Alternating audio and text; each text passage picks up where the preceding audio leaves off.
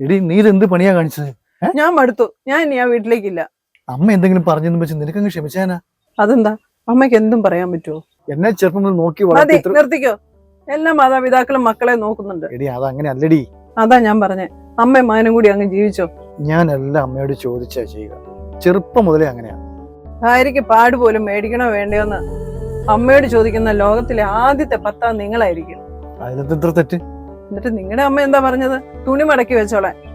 ഇത്രയും കാലം എന്റെ കയ്യിൽ പൈസ ഉണ്ടായിരുന്നുകൊണ്ട് ഞാൻ നിങ്ങളെ ബുദ്ധിമുട്ടിച്ചില്ല. കല്യാണം കഴിഞ്ഞ ഭാര്യയ്ക്കാണ് കൂടുതൽ സ്ഥാനം കൊടുക്കേണ്ടത്. അത് നിങ്ങളും ഒപ്പം അമ്മയും മനസ്സിലാക്കണം. എടി എന്ന് വെച്ച് അമ്മ എനിക്ക് കളയാൻ പറ്റുമോ? അമ്മയെ ഉപേക്ഷിക്കണമെന്നല്ല ഞാൻ പറഞ്ഞത്, ഓരോരുത്തർക്കും ഓരോ സ്ഥാനം കൊടുക്കണം.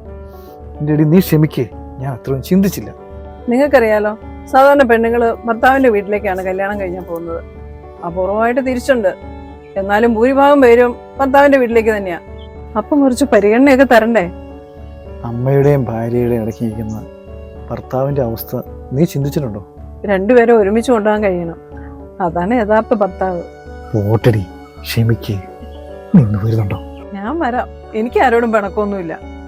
ഇനി ഞാൻ സൂപ്പർ ഭർത്താവായിരിക്കും. അങ്ങനെയായ നിങ്ങൾക്ക് കൊള്ളാം. വന്നി വാ.